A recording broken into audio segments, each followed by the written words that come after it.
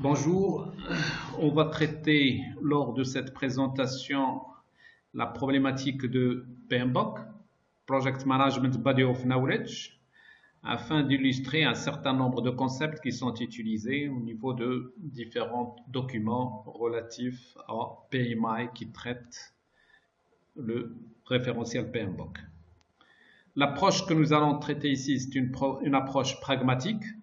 Nous n'allons pas au début définir ni ce que c'est qu'un projet, ni ce que c'est qu'un produit, ni ce que c'est, mais on va rentrer un peu dans le vif du sujet en appliquant tous ces concepts-là pour un projet de mise en place d'un système d'information comptable et on verra les différents sujets qui sont traités et dans une dernière phase, on va récupérer tous les process de PMBOK et on va les mettre en place selon les différents acquis de ce projet, du projet de mise en place d'un système d'information comptable. Donc, on va utiliser un certain nombre d'outils, comme je disais, on va utiliser un certain nombre d'outils pour cela. Et si vous êtes intéressé, vous pouvez envoyer un mail à gram@polysourcing.com avec comme objet du mail outils PMBOK et systématiquement vous aurez tous les outils qui sont manipulés au niveau de cette présentation. On va commencer par le commencement, donc on aura à utiliser une carte mentale qui va traiter les différents concepts qui vont être traités à travers PMBOK.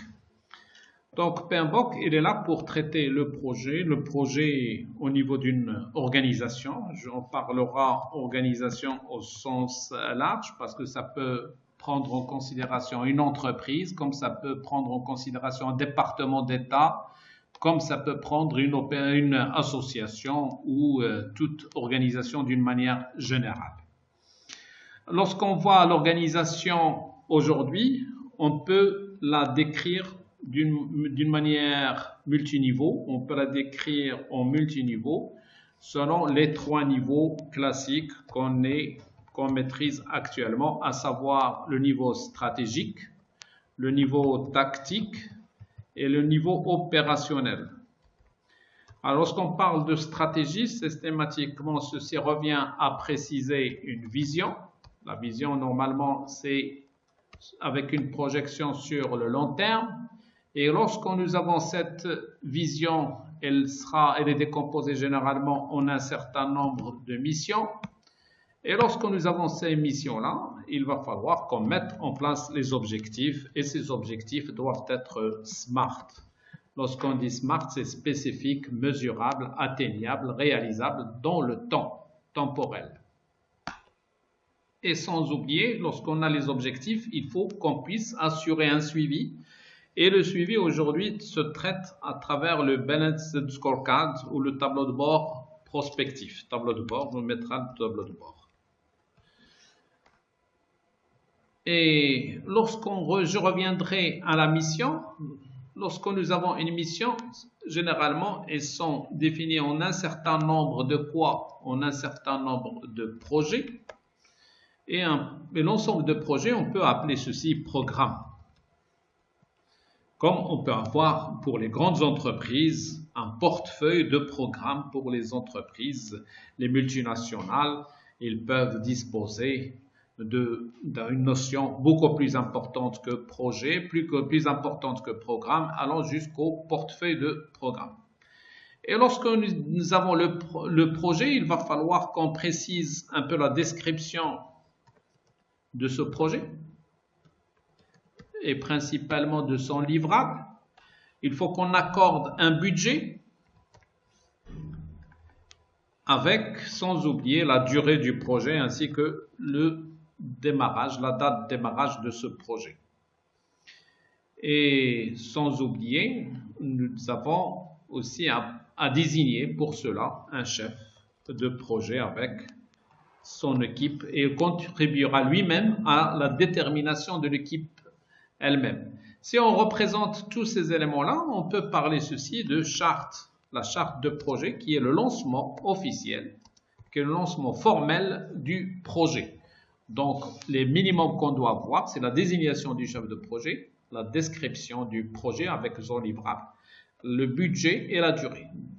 Ceci nous ramène, bien sûr, à désigner un chef de projet auquel on va affecter cette charte.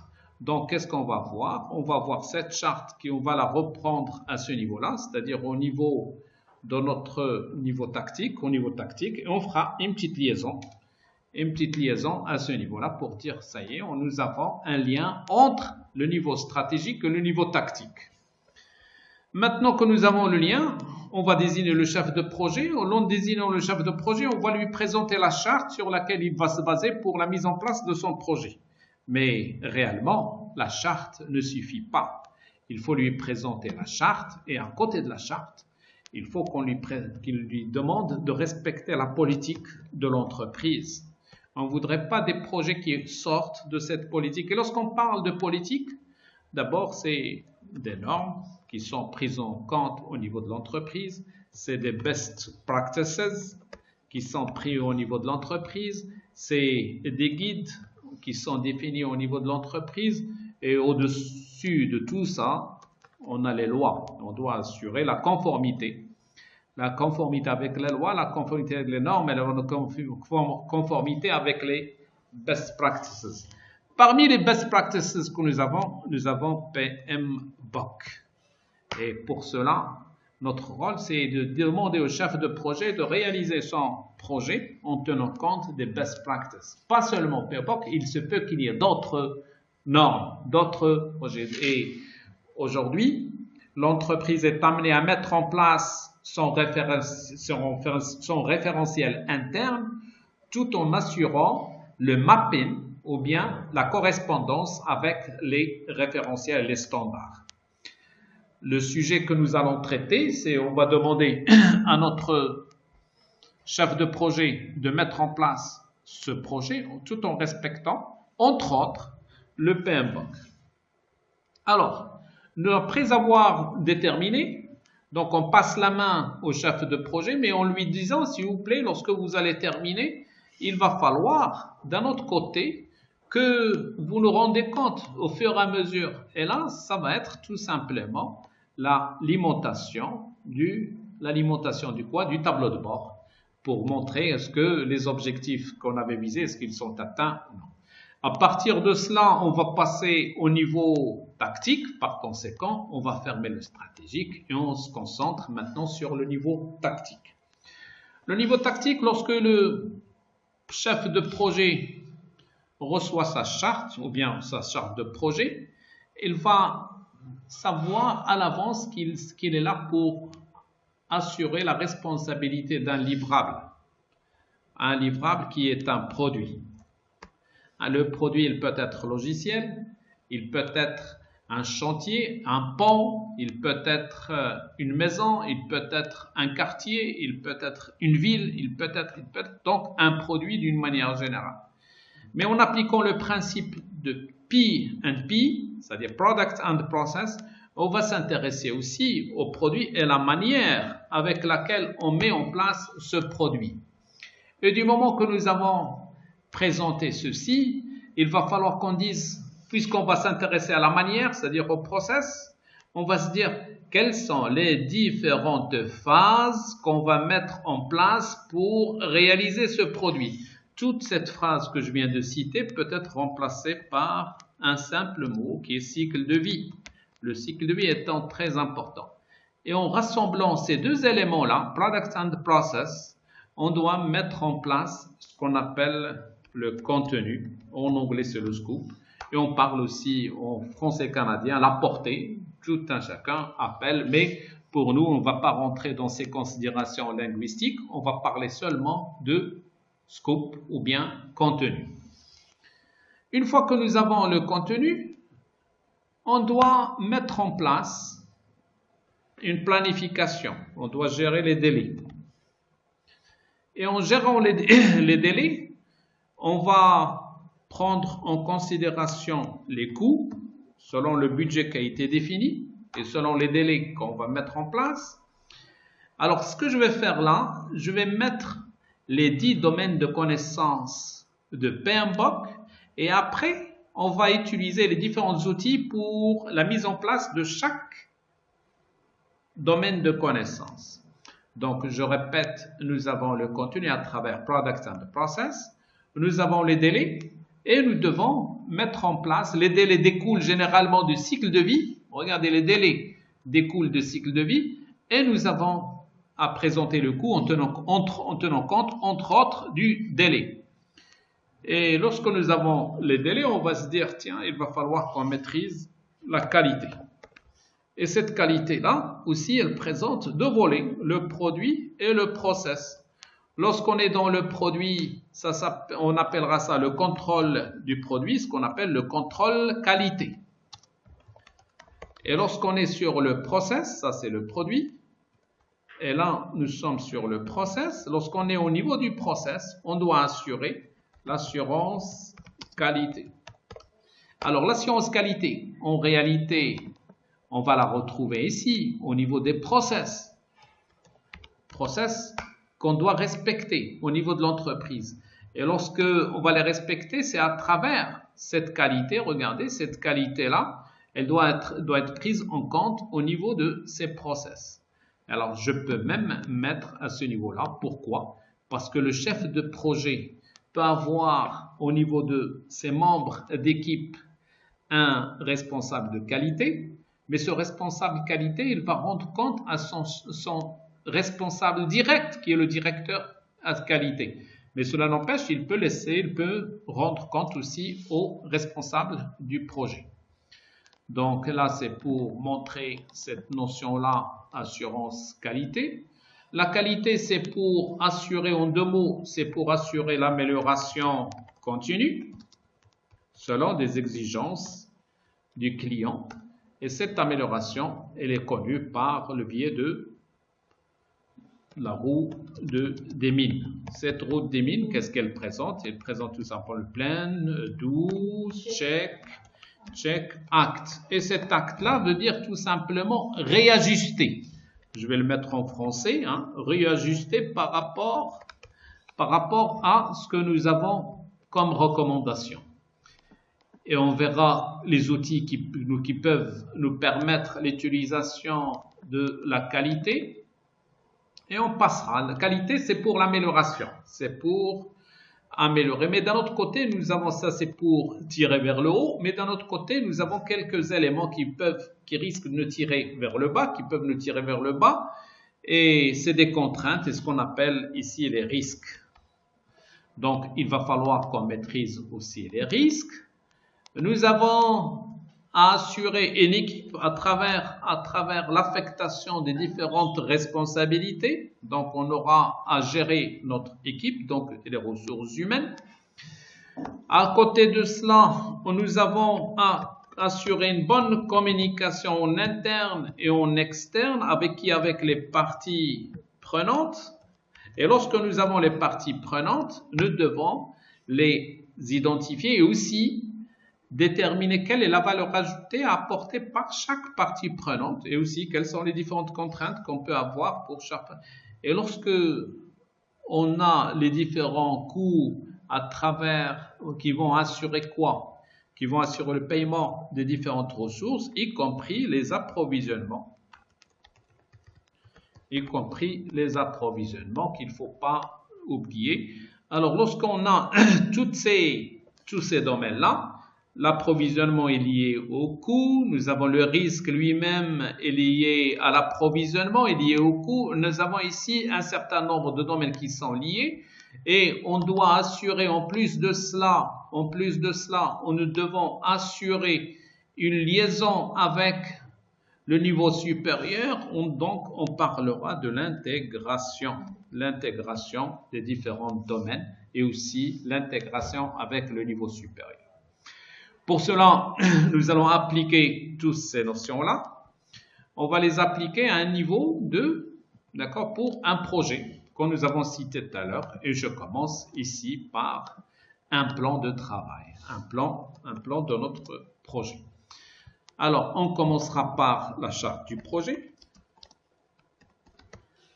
Alors, au fur et à mesure qu'on avance, on essaiera de mettre en place. Donc ici on commence et je ramène bien sûr les différentes éléments de notre charte à partir de ce que nous avons. Je fais copier et coller. Voilà. Et on ramène la charte à ce niveau-là. Voilà la charte. Alors, nous avons ici le chef de projet. On peut l'appeler Ali Ben Ali. Nous avons la description du projet. Le projet vise la mise en place d'un système d'information comptable. D'accord? Et je peux développer encore plus pour dire que le cahier de charge doit être bien étoffé. Le budget, on mettra 200 000 euros. On mettra 200 000 euros avec la durée pour une grande entreprise. Pour une grande entreprise. Et nous avons aussi la durée de 6 mois pour une grande entité. Donc, on mettra un projet de ce type-là avec, alors, pour assurer ceci pour une petite entreprise, on mettra 15 000 euros. D'accord? Pour une petite entreprise, disons, on va mettre 25 000 euros pour une petite entreprise. Et là, on reprend. Nous avons défini ici la charte de projet avec les différents éléments. Donc, au fur et à mesure qu'on avance pour les différents projets, nous allons mettre en place une petite étoile qui va nous préciser tout ce qu'on est en train de faire.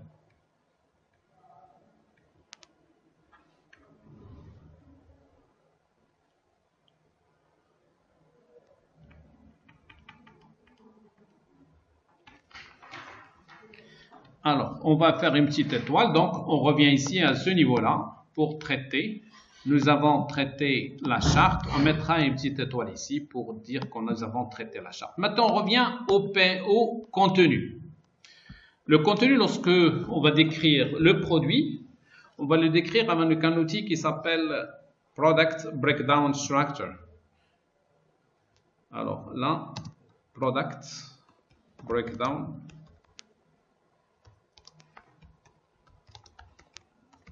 C'est la décomposition structurelle du produit. Donc en français, décomposition structurelle du produit. Et là, le processus, il doit être traité selon le WBS. La même chose, Work Breakdown Structure. Breakdown Structure.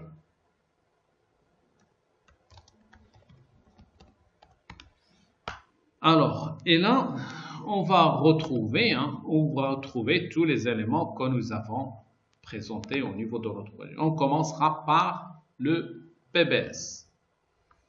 Allez-y, PBS, on va revenir à ce niveau-là, au niveau de notre sujet, et on mettra notre PBS à ce niveau-là de notre système d'information comptable. Alors, ici, voilà, nous allons traiter notre PBS, décomposition structurelle. Alors, comment on va le présenter? Comme son nom l'indique, il doit y avoir une structure. Et structure, on va décomposer. La meilleure façon de structurer cette notion de décomposition, c'est à travers une hiérarchie. D'accord? On utilisera un outil hiérarchique tel que celui qu'on va présenter maintenant. Nous avons ici notre produit système d'information comptable. On mettra ici, ce qui nous intéresse, c'est les fonctionnalités, toutes les fonctionnalités que nous avons. Alors, on commencera par la première fonctionnalité. Ça va être la gestion des écritures. Nous avons, à côté de la gestion des écritures comptables, nous avons les éditions. Nous avons deux types d'éditions. Les éditions de gestion,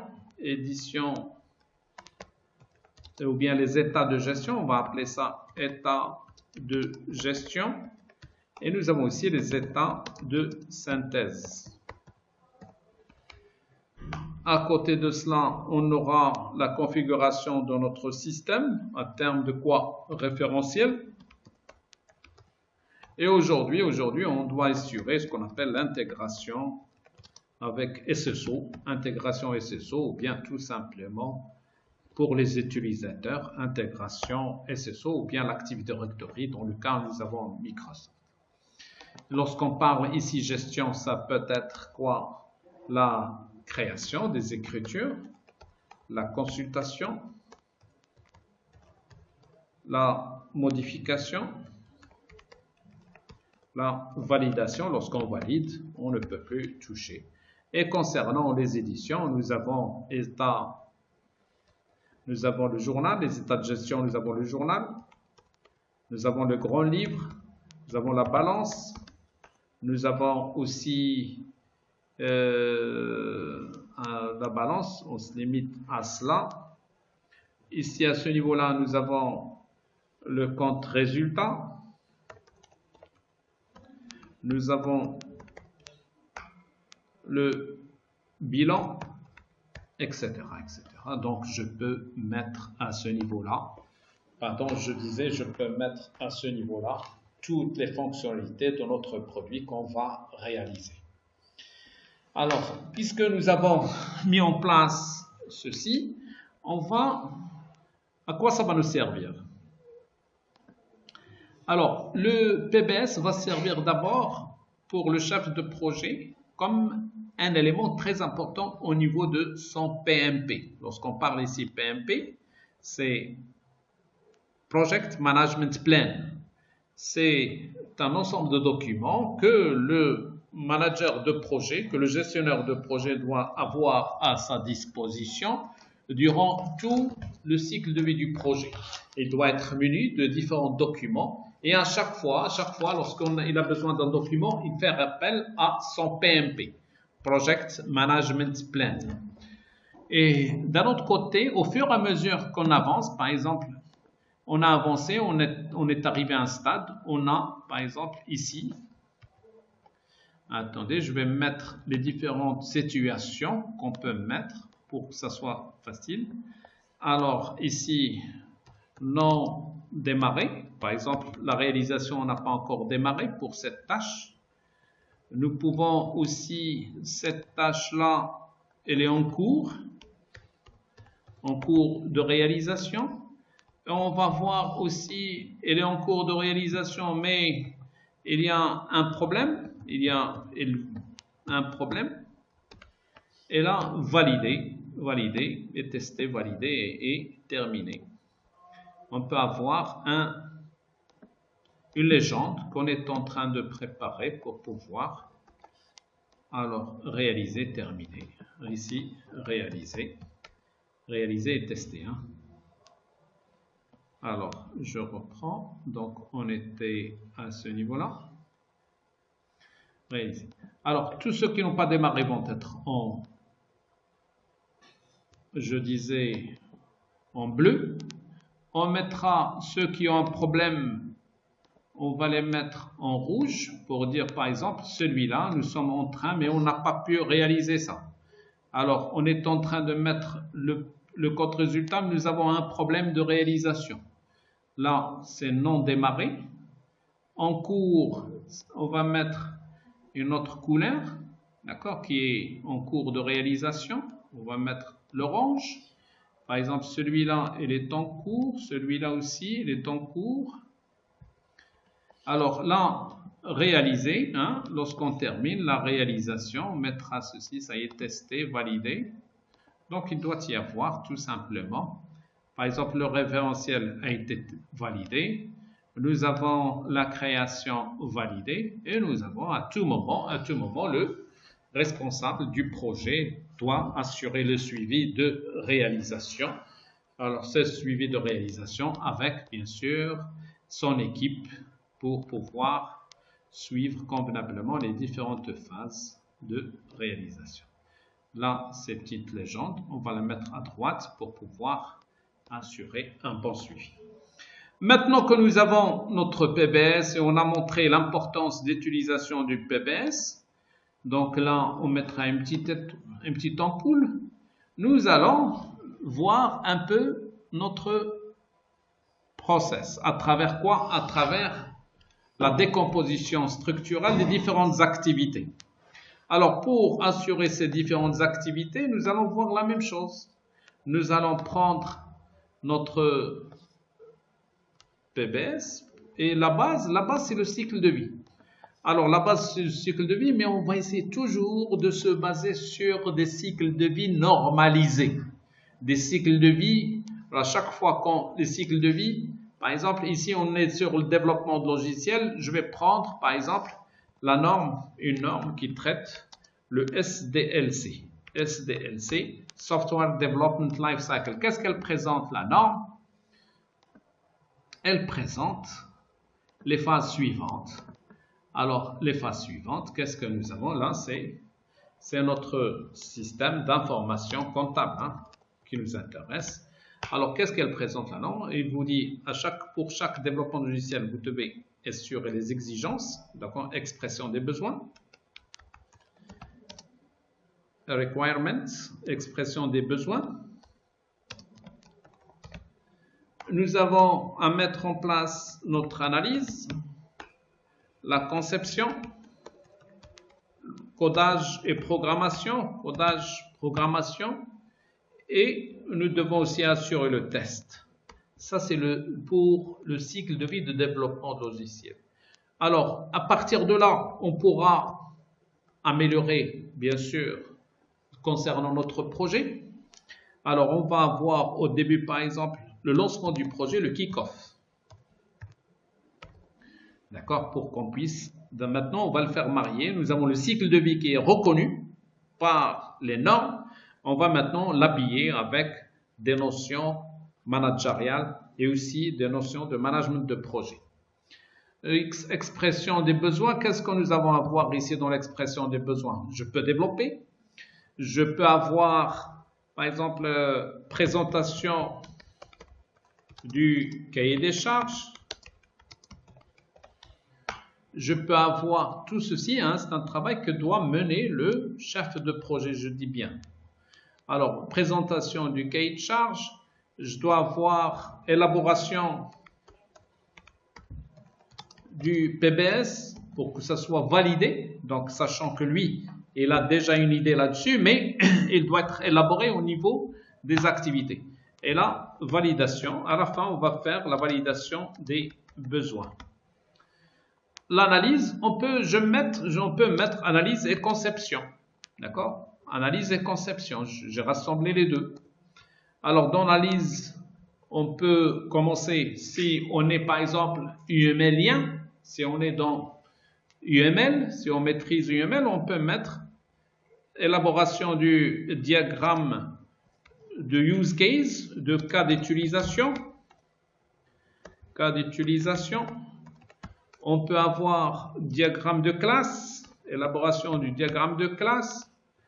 Je peux commencer par élaboration des processus métiers dans l'analyse, d'accord, qui est un outil équivalent au diagramme d'activité qui est défini par UML. Donc, utilisation, je disais, il manquait un petit i. Nous avons aussi les autres diagrammes, diagramme de séquence. On peut mettre le diagramme des interfaces. Je peux commencer aussi par le diagramme de package. Je disais, je peux commencer par le diagramme, ça c'est le diagramme de cas d'utilisation, le diagramme de package qui est défini dans UML2. Et je peux continuer. Donc là, je peux passer là avec, pour faciliter, donc l'expansion, je peux marier, je peux mettre là. Ici, c'est UML, et je peux apporter ceci pour dire qu'il y a une partie UML qui rentre dans le cadre. Alors, maintenant, on passe à la partie codage. Et sans oublier à la fin de notre activité, il faut qu'on vienne validation de l'analyse, de la conception. On va valider la conception, il ne faut pas l'oublier. Et par la suite, on passe au codage. Codage, on va mettre en place structure de modèle. Il faut définir les structures de modèle, ce qu'on appelle les design patterns. Ce qu'on appelle design patterns. Les modèles sur lesquels on va se baser pour développer. Nous pouvons avoir, on peut aller directement à la programmation. Et lorsqu'on traite la programmation, je peux ramener les tests à ce niveau-là. Regardez, je peux ramener les tests, d'accord, pour tester. Et là, suite à cela, on va assurer l'intégration et finalement la validation définitive. Donc, on parlera intégration. Alors, l'intégration proprement dite. Donc, intégration. Et sans oublier la validation. Donc, on a consacré notre projet par deux phases. D'abord, on a respecté la notion de V&V, vérification et validation. Donc, cette notion est très importante. Je disais, la notion de V&V, elle est très importante. Il faut qu'on la note. Alors, nous avons la validation, nous avons ici des vérifications. Ici, on valide une partie, mais il doit y avoir une vérification. La même chose. Donc, la notion V&V, elle doit être présentée. Alors, bien sûr, au-delà, il y a tout ce qui concerne la formation des utilisateurs, etc., etc. Alors, maintenant, après avoir mis en place notre WBS, et on passe à ce niveau-là, puisque nous avons deux ampoules, on viendra ici pour mettre une seule ampoule sur le contenu. Alors, à partir de cela, on va passer aux délais. Les délais, sur quelle base? Sur la base du cycle de vie. Qu'est-ce qu'il contient, le cycle de vie? Comment il est représenté? Il est représenté à travers notre WBS. Qu'est-ce que je fais? Je dois élaborer en principe un diagramme de perte, d'accord, pour déterminer le chemin critique. Mais quand on a de tels projets, on peut aller directement au diagramme de Gantt, sachant que je peux assurer une perfection au niveau de perte. Alors, regardez, j'effectue ici copier et je ramène au niveau de Gantt Project ou bien au niveau de MS Project. Je vais mettre CTRL V. J'ai mis toutes les activités que nous avons. On remarque que nous avons ici un petit point. Regardez, un petit point qui est là. Qu'est-ce que je vais faire? Je vais CTRL X, ce petit point, CTRL H, je mets ce petit point et je remplace tous ces petits points par rien. Alors, à partir de ici, nous avons transcrit tout et nous avons, bien sûr, notre diagramme qui va du début jusqu'à la fin. Je peux remonter ça à ce niveau-là pour que je puisse traiter convenablement. Alors, nous avons un certain nombre d'activités qui sont là. La première, ce que je recommande, la première des choses, je vais considérer que je vais traiter en termes avec un traitement waterfall, c'est-à-dire en cascade. Alors, je vais éliminer tout ce qui est activité subordonnée. Alors, regardons, avant de traiter l'intégration, il faut qu'on termine le codage logique. Donc, le prédécesseur de 20 étant 16. Et je viens à ce niveau-là et je mettrai 16. Le prédécesseur de 16, c'est 7. De 7, c'est 3. De 3, c'est 2. Et celui-là va se déclencher automatiquement, je ne vais pas l'afficher. Je passe au niveau subordonné. Alors, on ne peut pas valider qu'après avoir assuré convenablement l'intégration. Donc, 21. Et là, ça se déclenche automatiquement. Le test, je ne peux effectuer le test qu'après avoir terminé 18. Là, je présente 17. Alors, là, je présente 14. Là, je peux avoir le... Alors, ici, ça se déclenche automatiquement. Qu'est-ce que nous avons ici au niveau de ces packages? On peut les traiter en parallèle, en commun. On peut les traiter, donc, je ne suis pas obligé parce que le diagramme de classe est lié au diagramme de séquence et il y a une liaison entre l'ensemble, donc je laisserai pour qu'il soit traité en commun.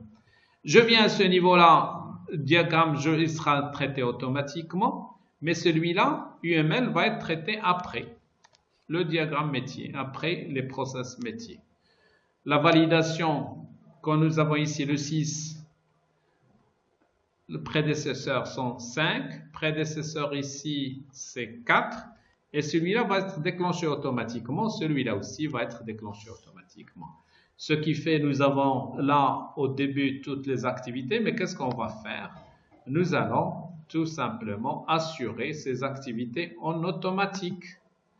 Alors, je vais les traiter d'une manière automatique, au lieu que ce soit manuel. Alors, ici, non, ici c'est la sélection, j'ai effectué une sélection, pardon, la sélection automatique, mais moi ce qui m'intéresse, tout cela, je vais les traiter automatiquement et systématiquement, ils sont partis en cascade. J'ai ici, il faut qu'ils passent édentés. Je vais passer à ce niveau-là pour vous dire, voilà, pour qu'ils reprennent l'ensemble des activités.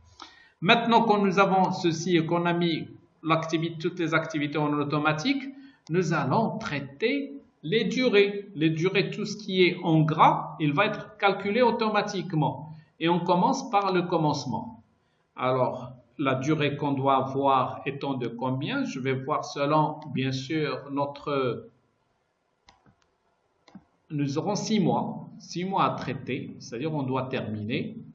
Fin, si on commence le premier jour, si on le commence, par exemple, au mois de juin, début juin, quand est-ce qu'on va terminer ici? Après 6 mois, on doit être le 1-12. Ici, fin doit être le 1-12. Allez, on commence. Le kick-off, c'est une activité qui est généralement le lancement du projet. Alors, c'est une activité qu'on va appeler une activité de type go or no go. C'est-à-dire, ça va être un jalon. Et du moment que c'est un jalon, on va appliquer 0. C'est le lancement. Alors, la présentation du cahier de charge, on va la mettre en 2 jours. L'élaboration de PBS, on mettra avec les différentes phases associées en 3 jours. La validation, c'est 0, go or no go. Donc, ça va être un jalon. Regardez, au fur et à mesure que j'avance, je vais mettre des jalons. Regardez, des jalons qui sont représentés sous forme de losange. Alors, le process que nous allons mettre, on va mettre les process en 4 jours. On passera diagramme de package et tout ceci, on peut le traiter en, on va dire, en UML et l'ensemble. On va le mettre en 15 jours pour l'ensemble. Alors ici, tout ça va être traité en 15 jours. Donc, on mettra 15 jours pour l'ensemble. Hein. Alors 15. Ils vont travailler ici, hein, 15. Alors 15 jours. C'est-à-dire, on doit avoir 15 jours pour traiter l'ensemble. Hein. C'est-à-dire, toutes ces activités-là vont être présentées. Alors, la validation à ce niveau-là, elle est de 0. C'est un jalon. Et on passera à la programmation. Regardez, on est déjà à la fin, c'est le mois 7. Il nous reste 4 mois et demi. Donc ici, on mettra 15 jours pour avoir, et on mettra 45 jours pour développer. On assurera les tests en 20 jours. Nous avons l'intégration en 20 jours. Et là, finalement, la validation sera aussi moi et on laissera une semaine pour pouvoir traiter convenablement toutes les clôtures associées au projet. Donc là, on a mis en place, on n'a plus besoin de diagramme ici, de AND. Alors, ce que je vais faire, je vais tout simplement mettre en place notre... Et je vais afficher tout ceci, affichage, zoomer l'ensemble du projet. Je vais le zoomer avec l'ensemble du projet et on a traité ceci. Je ramène. Lorsque je termine, je ramène tout ce que nous avons là. Je vais le ramener au niveau de notre... Voilà. Et on voit bien qu'on va commencer le premier 6, on va se terminer le 21. Et je ramène tout ce que nous avons traité jusqu'ici. Je le ramène avec et je mettrai tout simplement pour les délais. Nous avons le diagramme de Gantt. Le diagramme de Gantt. Alors, à partir de cela, nous avons notre diagramme. Alors, lorsque nous avons maintenant le diagramme, le chef de projet, en quoi ça va lui servir? Ça va servir pour assurer un suivi convenable. Supposons que nous sommes... Attendez, nous sommes le 4, c'est-à-dire... Voilà, supposons qu'on est le 4 août. Voilà, ça c'est... Pardon. Le 4 juillet. Le 27. Supposons qu'on est le 4 ici, juillet. Alors, ici, nous avons les différents cas possibles qu'on peut avoir. Alors, les différents cas, je vais agrandir là en 2.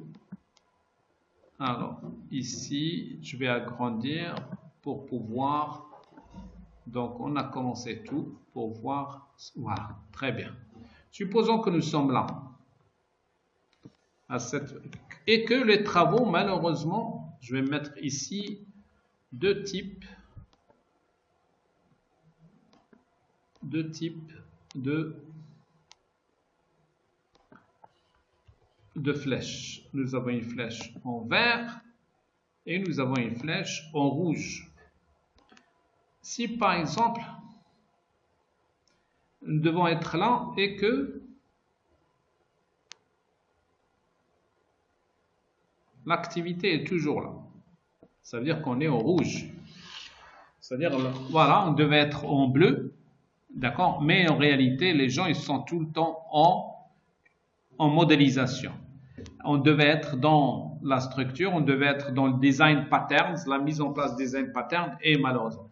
Il se peut qu'on soit aussi dans le cas contraire, qu'on est en vert, c'est-à-dire, alors nous avons planifié que les activités se déroulent en ce moment-là, dont les gens commencent déjà à programmer.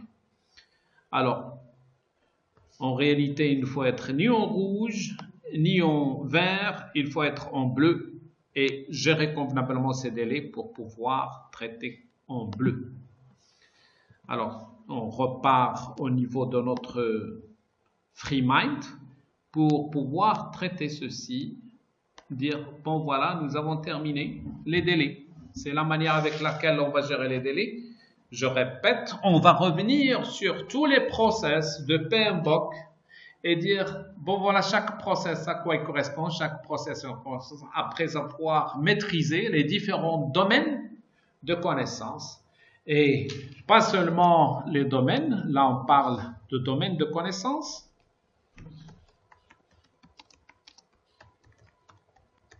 mais tout ce que nous avons là, mais réellement, un chef de projet doit prendre en considération ces domaines de connaissances avec les groupes de processus qui sont les différentes phases. Quels sont les groupes de processus? On en a 5.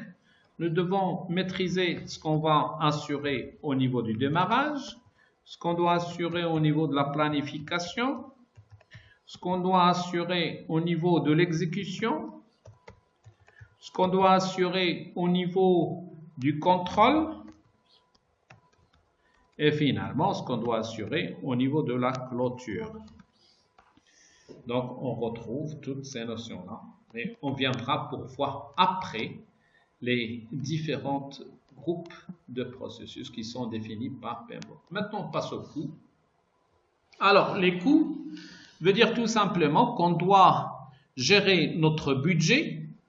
Le budget que nous avons précisé initialement est de l'ordre de combien? Est de l'ordre de...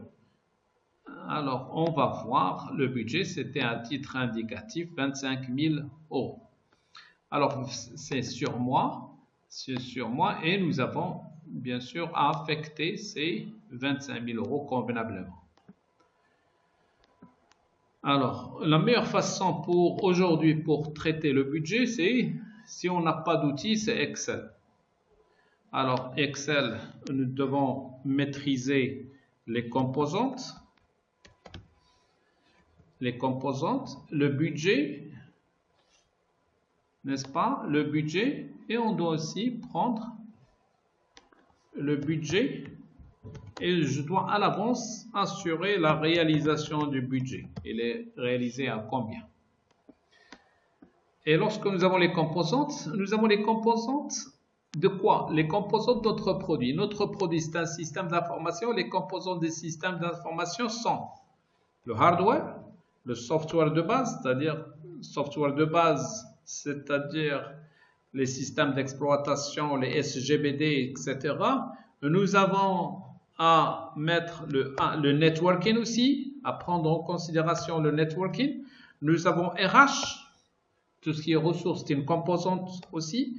Nous avons de la data à acheter, si nous avons aussi des process à acheter ou bien de l'audit à mettre en place, etc. Nous avons à budgétiser tous ces éléments-là en termes de composantes du produit qu'on va livrer et aussi les éléments qui touchent à notre projet. Alors là, on pourra faire notre calcul pour qu'on puisse arriver à 25 000 euros et nous devons assurer le suivi. Donc là, c'est une activité très simple qui est tout simplement demandée pour qu'on puisse réaliser convenablement notre budget. Alors, mais lorsque nous avons notre budget, il faut lancer des appels d'offres.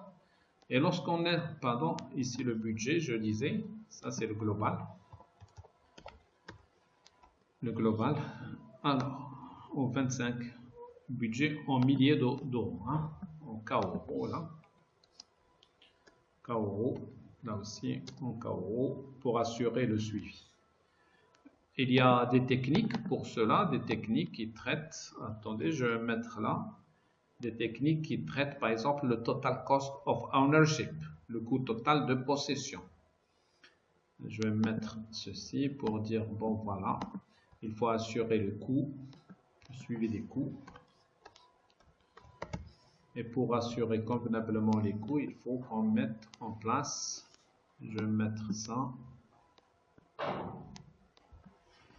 Alors, je vais mettre comme ça et je le ramène. Voilà. Je disais, nous devons prendre en considération les coûts globaux, les coûts tangibles aussi, intangibles. Tous les coûts doivent être pris en considération. Alors, nous avons 21. Voilà. Nous devons assurer le suivi et ce suivi-là étant traité avec, bien sûr, les différentes finesses. L'appel d'offres doit être bien suivi. Les différentes techniques, nous avons appel d'offres, nous avons le TCO, le Total Cost of Ownership doit être présenté. Il y a plusieurs techniques qu'on verra lors de ce cours. Alors maintenant que nous avons traité les coûts, on revient à la qualité. La qualité, nous avons déjà commencé quelques notions. Et lorsqu'on traite réellement la qualité, il faut qu'on prenne en considération les critères de qualité. Quels sont les critères de qualité?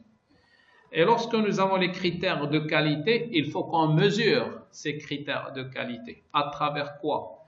Il y a plusieurs systèmes qui maîtrisent la mesure de qualité, mais on est donc dans un domaine SI et aussi ISO et utilise ce qu'on appelle le modèle de maturité. Alors, les critères de qualité, si on est dans le cas de développement de logiciel, on dira quel est le critère de qualité de logiciel. Alors, quel est le critère de qualité du système d'information? Quel est le critère de qualité même de la donnée? La donnée, lorsqu'on traite la donnée, nous avons quoi? Nous avons la disponibilité, l'intégrité et la confidentialité. Lorsqu'on traite le système d'information et du fait que la donnée fait partie du système d'information, on va reprendre ces notions-là. Et nous devons assurer l'efficacité et l'efficience. L'efficacité, ça touche le produit et l'efficience, ça touche le process. Efficacité. Et nous avons efficience. Nous avons finalement, pour le système d'information, on doit rajouter la fiabilité et on doit rajouter la conformité qui est maintenant exigée. Alors, nous avons, ça c'est les critères, et nous avons le modèle de maturité. On va mesurer ces critères. Alors, le modèle de maturité, il commence par une notation, il termine par une notation finale. Ce qui est recommandé, c'est la mise en place d'un tel modèle de maturité. On commence de 0 et on termine à 5. Alors, passons 1, 2, 3, 4.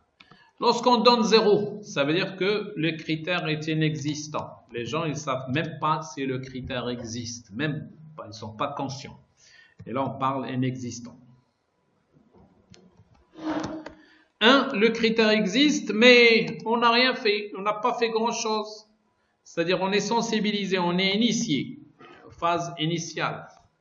2, on a le critère, on l'a appliqué à un endroit, on l'a produit, on l'a reproduit, ça s'appelle reproductible. 3, le critère, il est précisé dans le manuel de procédure, il est utilisé, il est là, ça s'appelle défini.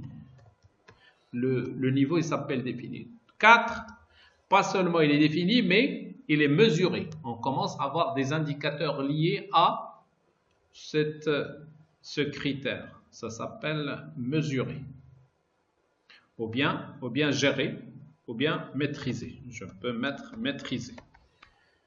Et finalement, lorsqu'on est à 5, ça veut dire que nous devons planifier l'amélioration, nous devons l'exécuter, d'où nous devons la vérifier check, nous devons la réajuster acte, et nous devons tout le temps planifier plein do, check act, d'une manière continue. C'est ce qu'on appellera en optimisation.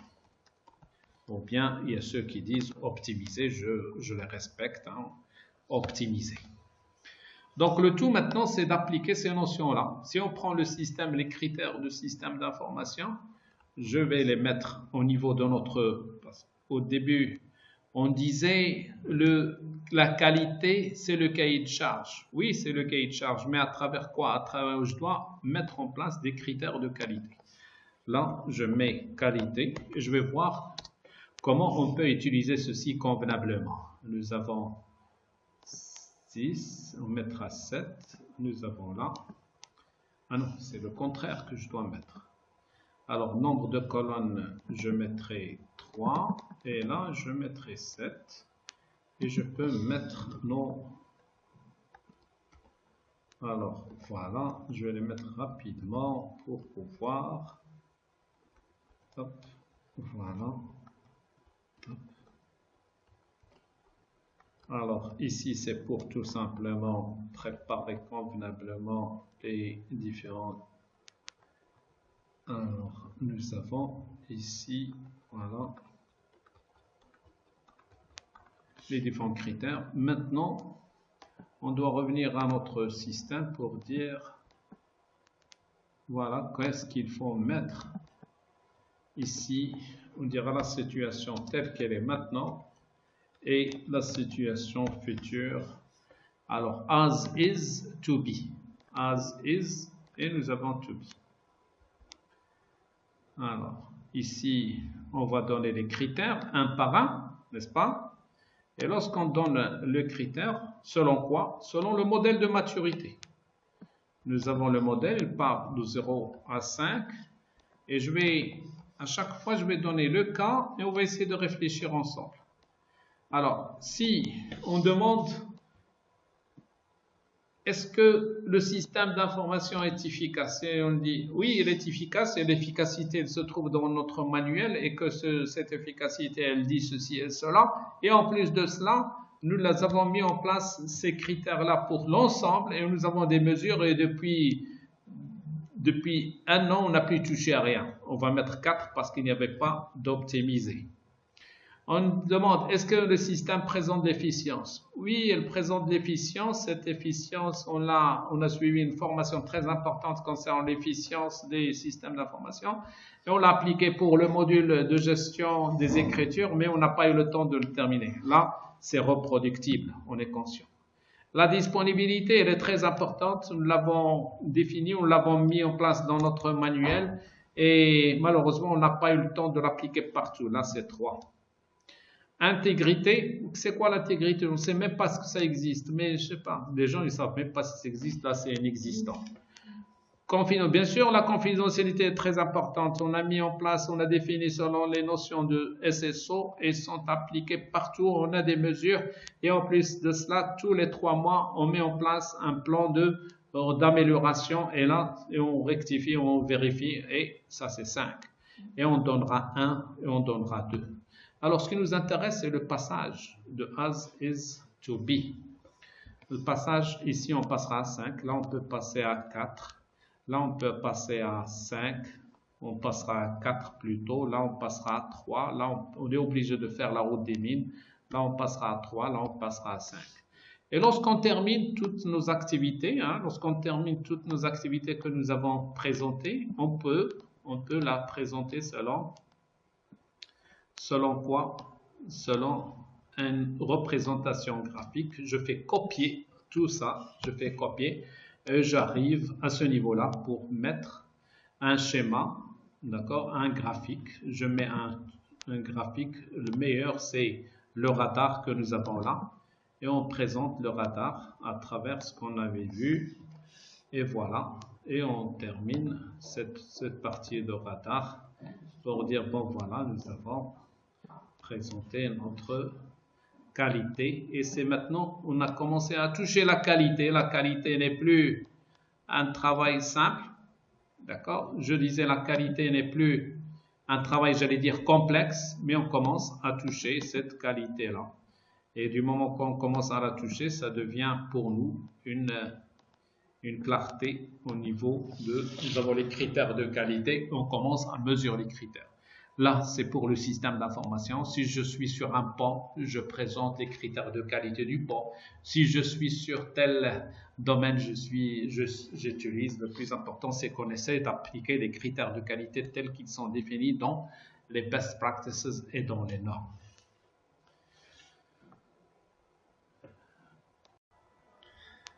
Alors maintenant, nous avons vu quelques domaines de management, lesquels nous avons vu le contenu, les délais, le coût et nous avons élaboré la qualité selon la démarche que nous avons précisée.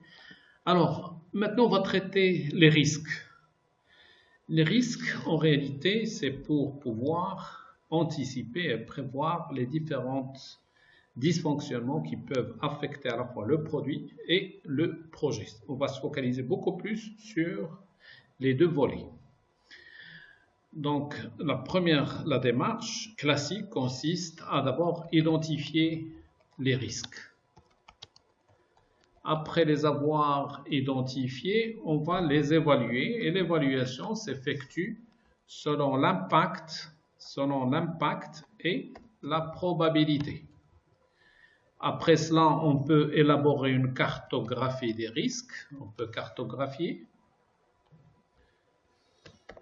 Après cette cartographie, on pourra cartographier les risques, je disais. Après cela, on pourra mettre en place les contre-mesures, donc agir. On va agir selon 4 types d'activités. On va réduire les risques, on va transférer les risques et ou bien on va éviter les risques. Et à la fin, lorsqu'il nous reste un risque, il ne peut que l'accepter. Donc, accepter, réduire, transférer, éviter, c'est les différents types de contre-mesures qu'on peut mener. Après cela, on pourra déterminer le risque résiduel, c'est-à-dire les risques qui restent.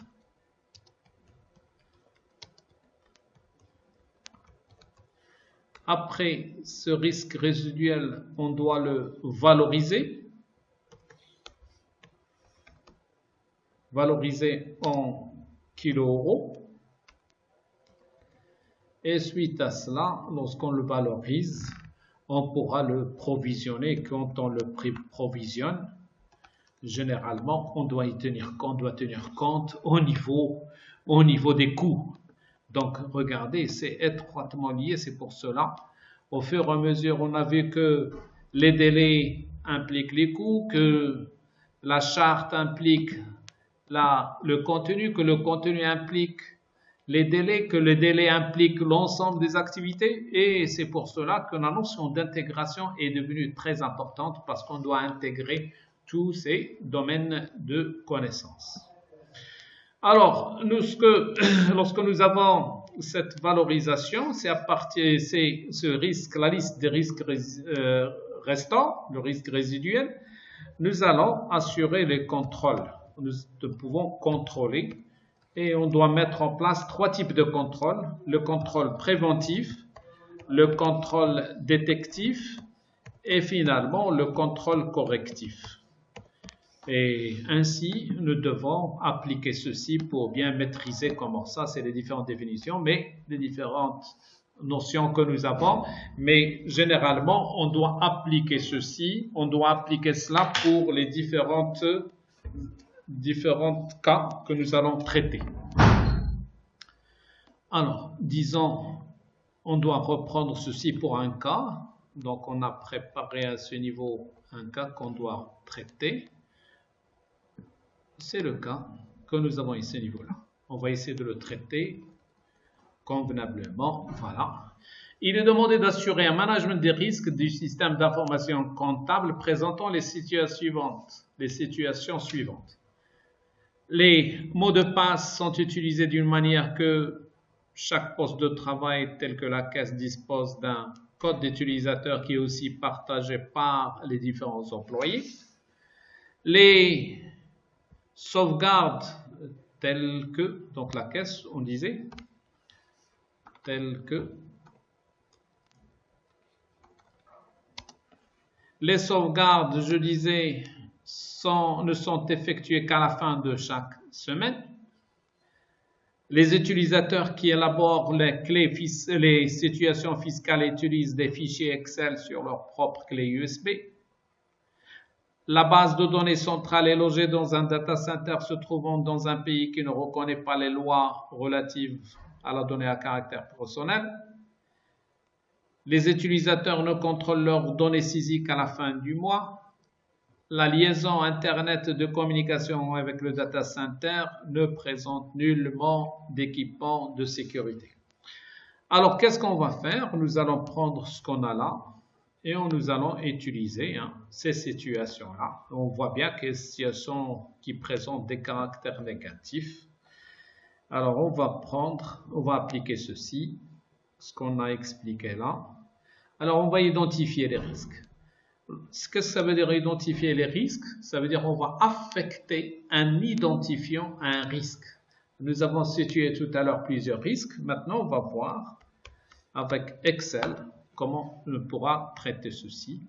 Affecter, on disait affecter. Ici, on va voir. Je vais mettre un identifiant. Donc, je vais mettre un identifiant. Par exemple, 1, 2, 3, 4, 5 et ça continue, 6. On va mettre là le risque, voilà, le risque. Alors, et on verra un peu comment on peut élaborer ça convenablement pour pouvoir traiter ceci, on va mettre à ce niveau-là notre texte qu'on avait tout à l'heure, sur lequel on va appliquer les différentes notions. Alors ici, je ramène, voilà, jusque là. Voilà.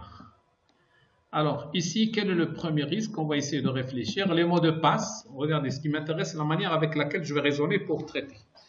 Les mots de passe sont utilisés de manière que chaque poste de travail, tel que la caisse, dispose d'un code utilisateur qui est aussi partagé par les autres employés de ce poste. Alors le problème, c'est quoi? L'impact, ça va générer quoi cette situation? Ça va générer une situation, un risque de non-traçabilité. On ne peut pas assurer convenablement une traçabilité. Il n'y aura pas de traçabilité, on va perdre la traçabilité. Donc là, on se rappelle, c'est le cas du mot de passe. On va faire une liaison de ce risque-là avec le monde réel. Là, le monde réel, c'est le mot de passe.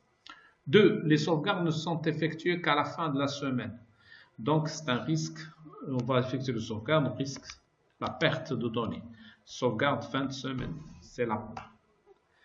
3. Les utilisateurs qui élaborent leur clé fiscale, leur législation fiscale, utilisent les fichiers Excel sur leur propre clé USB, donc ils peuvent sortir, donc il peut y avoir tout simplement une divulgation des données de l'entreprise, risque de divulgation, donc on parle ici USB.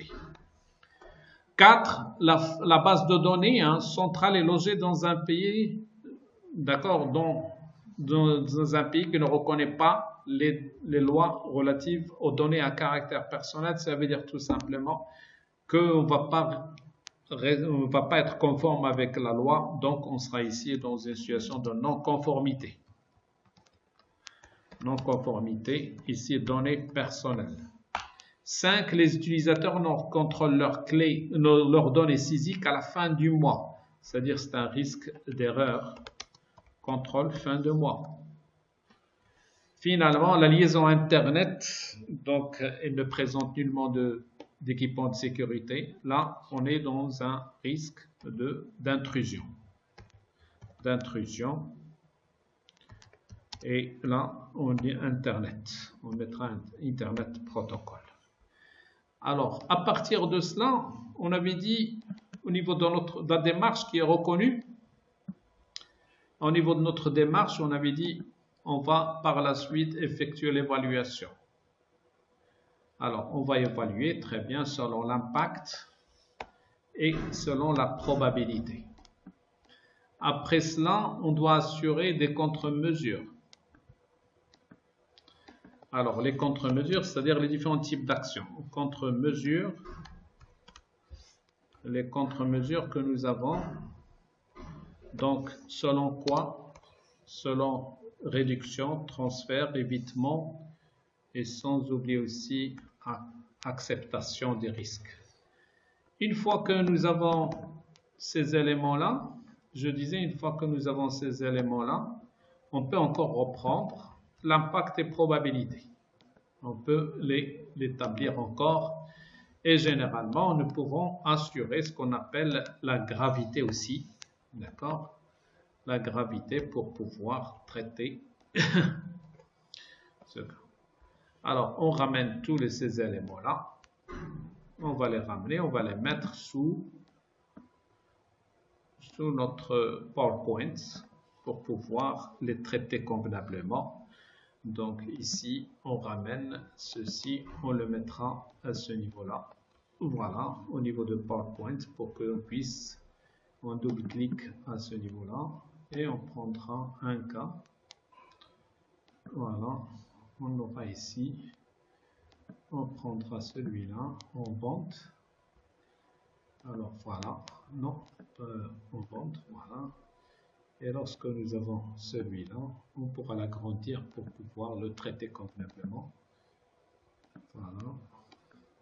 C'est pour cela que dans le domaine de management, il faut maîtriser des outils tels que Excel, tels que les différents outils qu'on est en train de manipuler là. Sont aussi simples. Alors, maintenant que nous avons ces éléments, il va falloir qu'on puisse les appliquer. Alors, on va les appliquer. Nous avons ici une non-traçabilité. Nous avons ceci avec l'impact et probabilité. Après, on va montrer la gravité qui est tout simplement l'impact fois la probabilité. Alors, sous quelle forme on va utiliser une matrice de cotation des risques? Alors, j'ai déjà préparé une matrice. On utilise généralement dans les missions ce type de matrice. Et on présente la valeur de la matrice, la valeur de l'impact de 1 jusqu'à 4. Il y a deux manières pour élaborer l'impact, pour affecter, d'accord, la valeur de l'impact. Alors, il y a la manière pécuniaire, on va dire quand le risque et ceci dépend de l'entreprise. Quand le risque, par exemple, dépasse 1 million d'euros, on appliquera 4.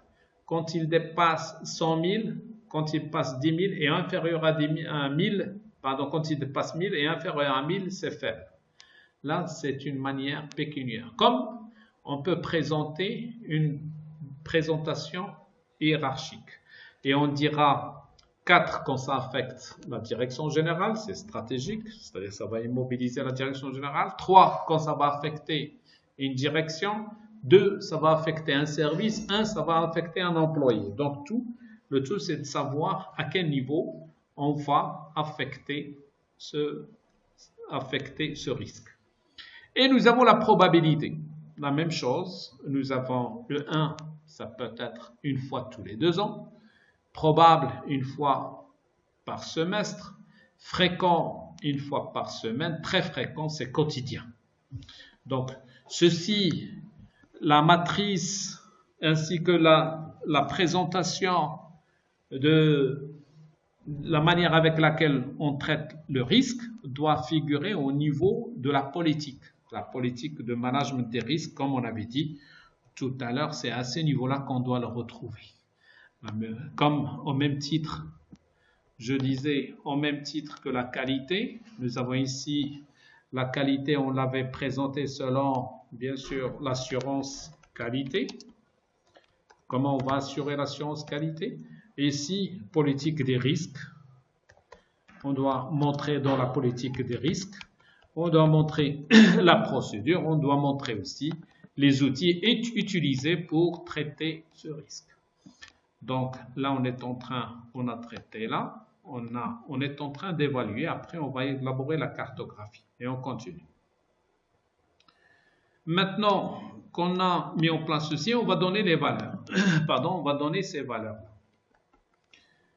Alors, ici, ce que je vais faire là ne doit jamais être traité par une seule personne parce que le risque doit être toujours traité en ad hoc, en commission ad hoc, au niveau de l'organisation, et la décision doit être prise soit en déterminant la moyenne des différents impacts qui sont définis par les différents membres du comité et résumant les décisions au niveau du risque ne doivent jamais être prises par une seule personne.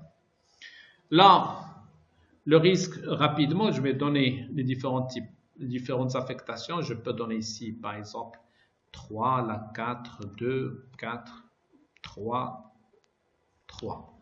Là, on mettra 4, 2, 3, 4, 3, 4. Ça, par exemple, hein, après. Et ici, on mettra la multiplication. 3 fois 4, c'est 12. Là, c'est 8. Là, c'est 6. 8. 6. Et là, on mettra 12. Et quand je mets 12, quand je mets ceci, je vais me trier par rapport à la gravité pour commencer à traiter par la gravité. D'un autre côté, il va falloir qu'on mette la cartographie. Je suis là, donc la cartographie. Après, on va agir. À la gravité, là, on mettra cette zone-là, c'est une zone rouge. Alors, ici, rouge, parce que je suis parti à partir de 0. Et là, nous avons l'orange. Je disais, je suis parti à partir de 0 pour pouvoir élaborer tout simplement nos outils de PMBOK. Ce qui nous intéresse, c'est les outils beaucoup plus que les définitions. Et après, on reviendra sur les définitions de PMBOK convenablement. Alors, ici, nous avons les différentes valeurs. On mettra là 1. Et comme nous avons 1, on va mettre bien sûr 2. Où est-ce qu'il est? Attendez, qu'est-ce que je fais? Je me CTRL Z. CTRL Z. Ici, je me CTRL V. 2. Je mets F2. Attendez, parce que je mets F2, 2. F2, 3. F2, 4. F2, 5. F2, 6. Alors, je commence par le 1. Le 1, on a dit 3, 4. 3, voilà, 4. Le 2, 4, 2. 3, 2, 3. 4, on a 4, 4. 5, 3, 2. Et finalement, nous avons 6, 3, 4. 3, 4. Alors, on voit bien qu'avec cette cartographie, on commence à toucher les risques. Nous avons des risques, d'accord, qui se trouvent dans la zone rouge. C'est à partir de cela qu'on doit commencer. Alors, on commence à mettre en place ces risques. Mais en réalité, on peut déterminer pour chaque point de gravité une correspondance pécuniaire, une correspondance financière. Par exemple, on pourra dire à chaque point, nous devons avoir, à chaque point de notre, je disais, notre gravité correspond 1000 euros, par exemple. Par exemple, ceci dépend de l'entreprise. Lorsque je prends la somme que nous avons ici, regardez, je suis désolé, je prends la somme, je prends la somme de ce qu'on a là, je vais le mettre au niveau d'ici, au niveau d'Excel, et je mettrai bien sûr tout ce que nous avons à ce niveau-là. Voilà. Je mets la somme. Alors, la somme, on mettra, voilà. Et cette somme, nous devons provisionner réellement 52 000 euros. On doit provisionner ceci au niveau de notre entreprise pour que tout marche convenablement. 52 000 euros doivent être provisionnés. Alors, mais nous, on ne va pas rentrer dans ces considérations, on va passer les contre-mesures. La première action de contre-mesure, non traçabilité de mot de passe, l'idée c'est de mettre un mot de passe unique par personne et je dois souligner l'unicité. Ceci revient à mettre en place ce qu'on appelle SSO, Single Sign-On. Single Sign-On. Nous avons ici les pertes, sauvegarde fin de semaine. On va mettre en place un système de sauvegarde, garde instantanée.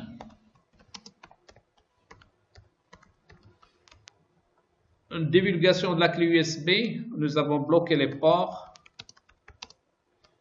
et nous avons mettre le clouding. Un process de clouding. Conformité, non-conformité veut dire tout simplement qu'on est amené dans le pays, vous vous rappelez, non-conformité du pays qui ne reconnaît pas les données, on va changer de pays. Erreur, lorsqu'on effectue, le risque d'erreur, lorsqu'on effectue les contrôles fin de mois, on va demander à ce qu'on change de process, on va mettre les contrôles instantanés. Validation ou bien validation instantanée. D'accord. l'intrusion, on va sous-traiter le management de l'Internet. Alors, c'est plusieurs, hein. On va sous-traiter la gestion Internet. Alors, ici, c'est quel type par rapport à ART? Alors, nous avons mis Single Sign-On, nous avons assuré une réduction. Transfert instantané, donc là, on était dans le sauvegarde fin de semaine, là, sauvegarde instantanée, c'est aussi une réduction. On a bloqué, on n'utilise plus les ports, on a évité. C'est une solution d'évitement. Changer de pays, on a aussi changé, évitement. On a évité carrément ce pays. Alors, sauvegarde, et là, nous avons transféré. Donc, on retrouve ici, après, le risque qui reste, c'est un risque résiduel. Alors, on prend tout ça pour pouvoir le suivre convenablement. Regardez, on était là 1. Combien? On était 3. Après encore un comité de suivi, on va mettre 2, par exemple, 2. Là, on était 4, 2. On passera à 3 ou bien 3, 1. Là, on mettra 1, 2, 3, 2. On mettra, bien sûr, il y a toujours une revue de 1. Et finalement, on passera à 2, 2. Alors, le 1, regardez le 1, il est passé de là, il va passer au niveau de 2. Le 2, il passera 3, 2. 3, 2. Pardon, 3, 1. Le 3, donc je ramène tout ça et je le mettrai, j'enlève celui-là et je le mettrai tous à droite, comme ça, je vais le travailler à l'aise. Nous avons le 3, il passera 1, 2. Le 4, il passera 3, 2.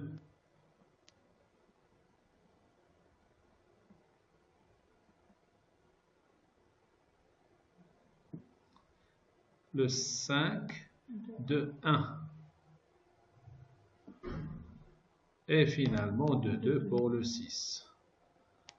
Alors, ce qui est très intéressant, c'est que regardez, on est là et on est arrivé là. Ça, c'est le risque. Et d'un autre côté,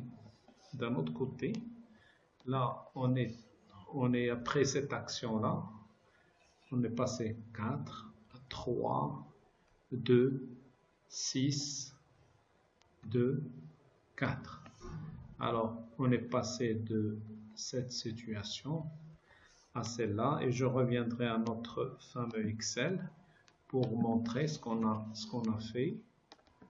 Et voilà, on va ramener ça et on mettra le total, le nouveau total que nous avons.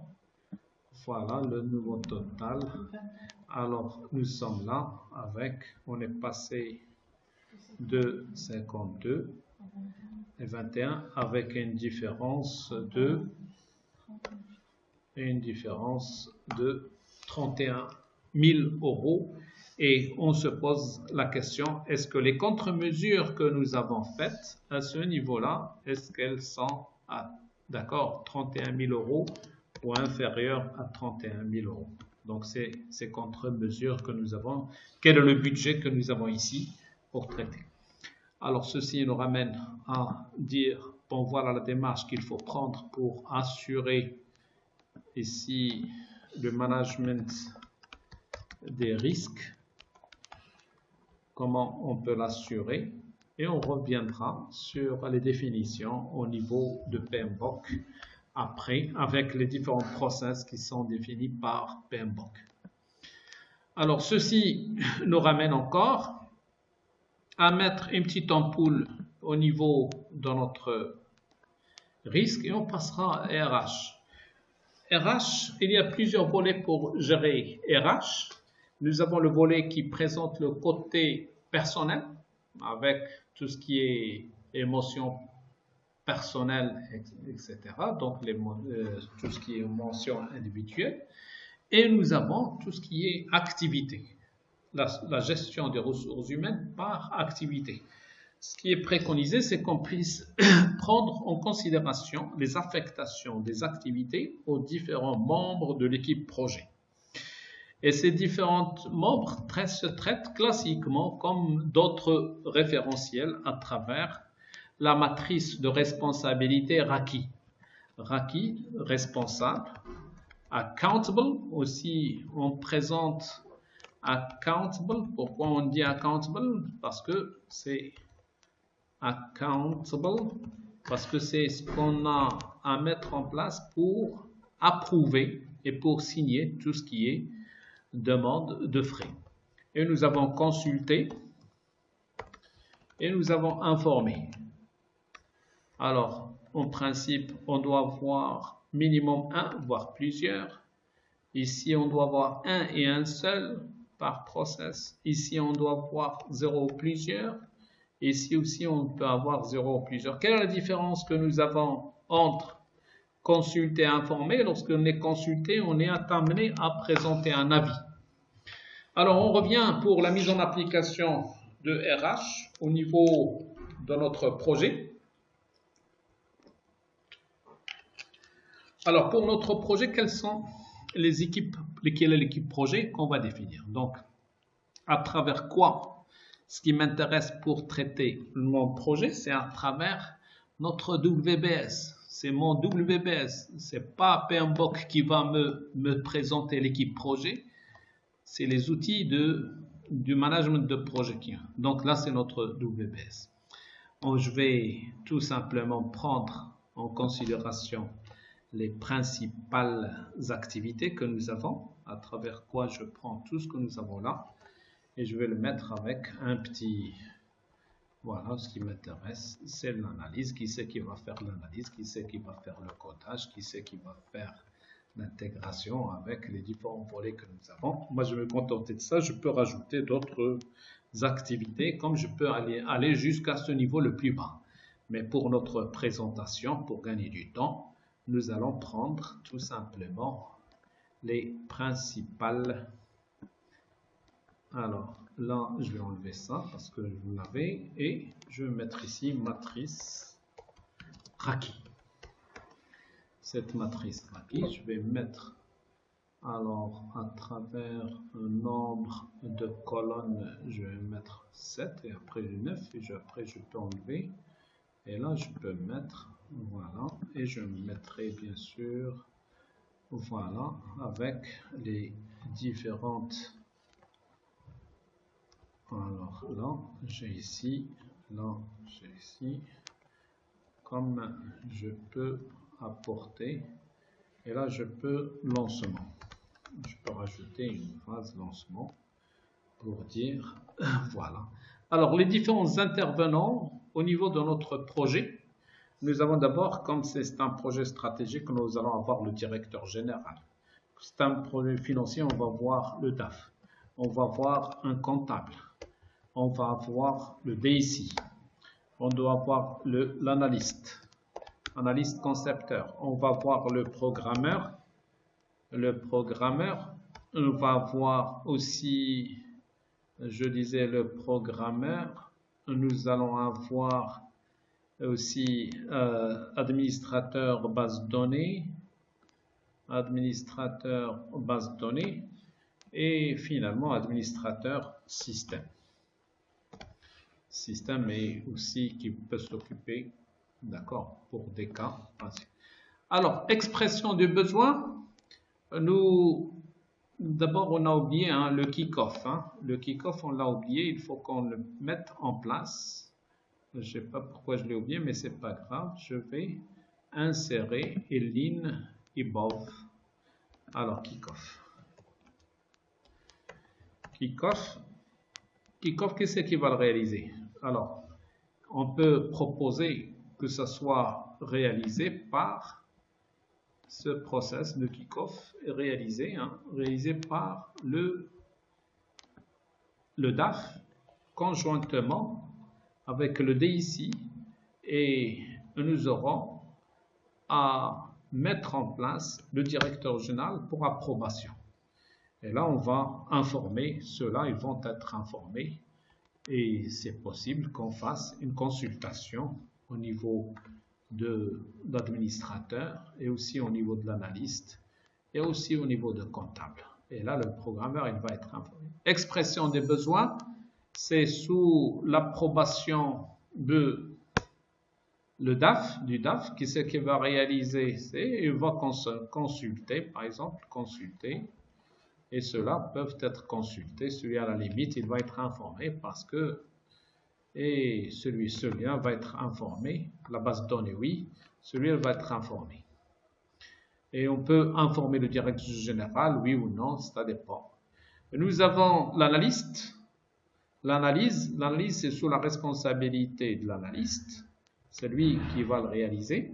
Et approbation, mais ceux-là peuvent être consultés. Consulter. On peut informer, comme on peut ne pas informer le directeur général. Tout dépend de l'entreprise. Le codage, qui c'est qui va réaliser, c'est le programmeur, approuvé par le 1, et ceux-là, ils vont être consultés.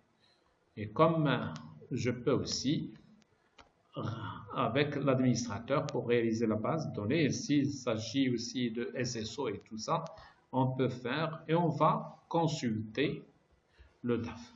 L'intégration sous la responsabilité de l'administrateur système, d'accord, et aussi l'analyste va être consulté, l'approbation, et on va informer cela, Alors, le lancement, c'est le directeur de DAF qui va s'en occuper avec le DIC, et ceux-là vont être consultés, et approbation au niveau de la direction générale pour lancer le phase finale. Donc, ceci permet à tout un chacun de savoir qu'est-ce qu'il doit mener. Par exemple, au niveau de l'expression de besoin, je dois réaliser, mais moi, je dois valider. Le DAF, je dois valider. Le DIC peut être consulté, mais là, il doit approuver. Chacun saura qu'est-ce qu'il doit faire. Chacun peut déterminer les différentes responsabilités à l'égard du projet. Alors, maintenant que nous avons traité ceci, on va mettre une petite lumière au niveau de RH et on passera à la communication. La communication, elle permet tout simplement de préciser les différentes activités d'échange que nous avons entre les différentes parties du projet, ainsi que les parties prenantes, les parties internes et les parties aussi prenantes. Et pour cela, nous avons à mettre en place un plan de communication qui doit être issu, même le plan de communication, il doit être issu de notre diagramme de Gantt initialement élaboré. Les techniques qu'on utilise, plan de communication, je disais. Alors, je vais récupérer le diagramme de Gantt initial que nous avons mis en place à ce niveau-là, voilà, et je le ramène et je vais préciser les différentes, je vais présenter les différents moyens de communication en termes de quoi? Très simple. Je vais mettre d'abord les réunions, voilà, table ronde. Je vais mettre ici, c'est les réunions qu'on va avoir. Alors, ça, c'est pour tout simplement se rappeler. Et une légende, on va mettre une légende pour qu'on puisse tout simplement la présenter. Alors là, je vais mettre ceci calmement. Nous avons réunion. Nous avons aussi les notes. Nous avons les réunions. Nous avons les notes qui vont nous permettre d'informer tout un chacun. Les notes, je vais les représenter. Et nous avons aussi les jalons. les validations, les parties de validation qu'on peut avoir. Je vais les mettre comme ça. Alors, les notes, on va les mettre comme ça, c'est très simple. On va les notes, voilà, nous avons une note, on va la présenter. Voilà la note. Et là, c'est pour tout simplement mettre les validations.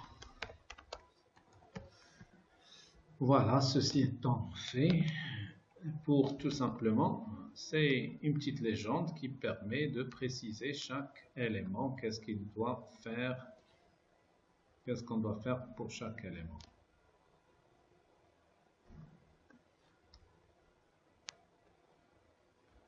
Voilà, et je agrandis là pour avoir,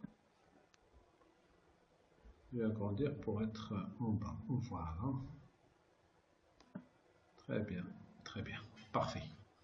Alors, quelles sont les réunions? Nous devons avoir une première réunion de kick-off. Je vais planifier cette réunion de kick-off et je vais la mettre ici. Voilà. Nous avons une réunion de kick-off. Je vais tout simplement mettre sur un trait pour mettre la planification des différentes réunions que nous pouvons avoir.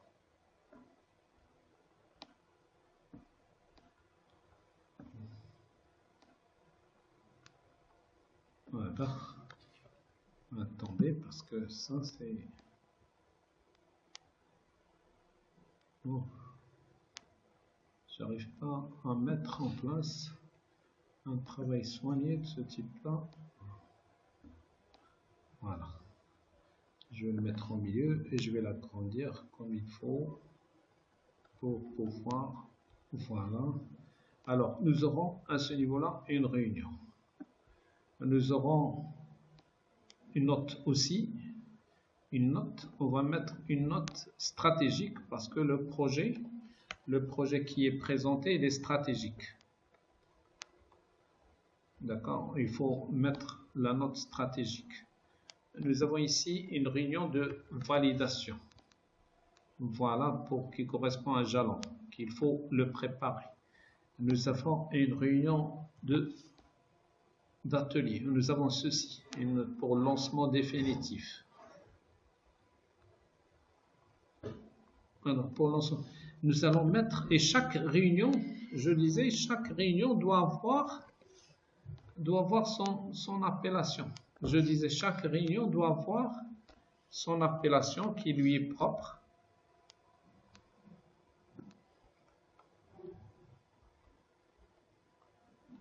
Chaque réunion doit avoir son appellation. Pourquoi on va planifier? Le chef de projet est amené à préparer les différentes réunions, est amené aussi à l'avance. Il n'est pas obligé d'attendre jusqu'à la veille.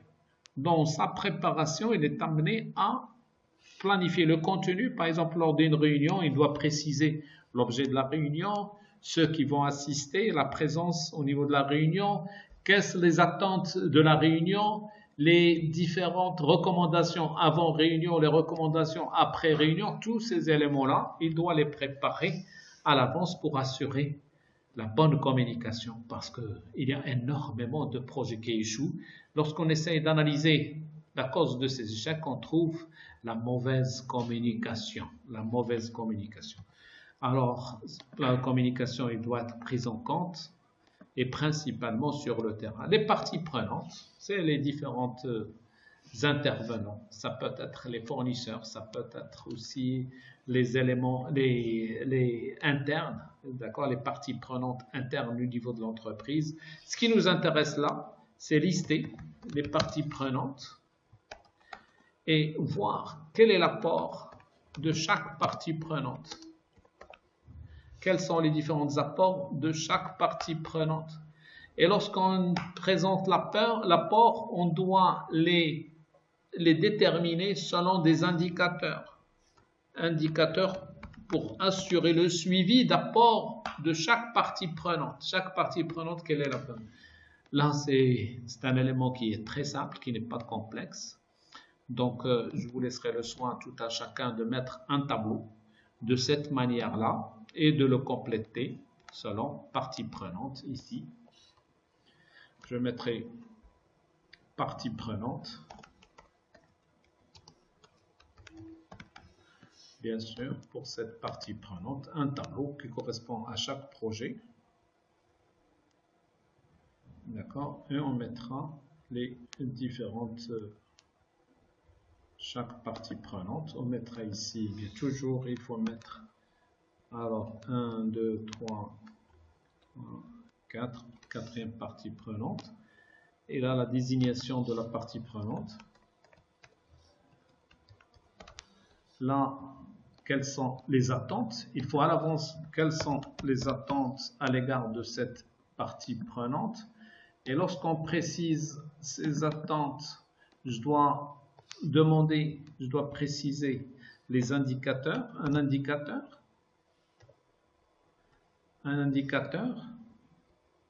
le préciser. Et là, ce qu'on va cibler à travers cet indicateur, cible à travers et situation actuelle. Situation actuelle. C'est-à-dire ici on va voir to be et là as is. D'accord. Donc, et lorsque que nous avons bien sûr les parties prenantes, on va dire est-ce que nous avons tiré avantage de ces parties prenantes. Les parties prenantes à l'égard du projet qui nous intéresse, qu'est-ce qu'ils peuvent apporter de plus à notre projet. Et finalement, nous avons la partie là, c'est l'approvisionnement. C'est tout simplement une manière de mettre les appels d'offres, l'ouverture des plis, et le choix du fournisseur,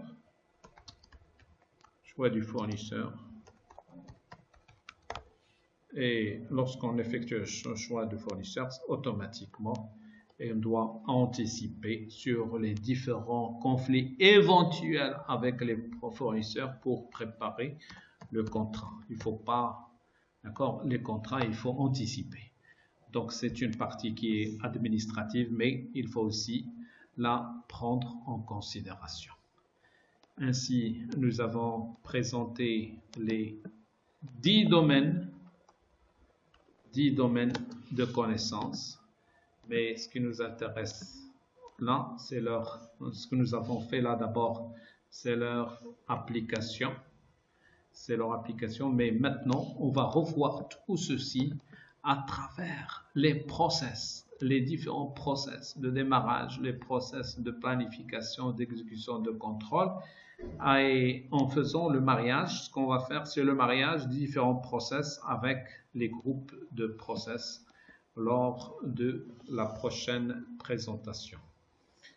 Alors, j'espère qu'à travers ces différentes présentations, nous avons donné goût au management de projet selon les différents concepts qui sont déterminés. Et maintenant, est-ce que vous avez des questions? Et au cas de questions, vous pouvez aussi m'envoyer des messages à Gouram, GOU2RAM, @polysourcing.com, comme vous pouvez l'envoyer à l'adresse @yahoo.fr. Ça, c'est les deux adresses de messagerie que vous pouvez pour me contacter. Je disais pour pouvoir me contacter. Alors, je vais me mettre à ce niveau-là et je laisserai le reste. Celui-là à ce niveau-là. Voilà les deux emails, adresses email pour lesquelles vous pouvez me contacter, que ce soit pour recevoir la documentation, que ce soit pour des questions relatives à cette présentation. Je vous remercie infiniment.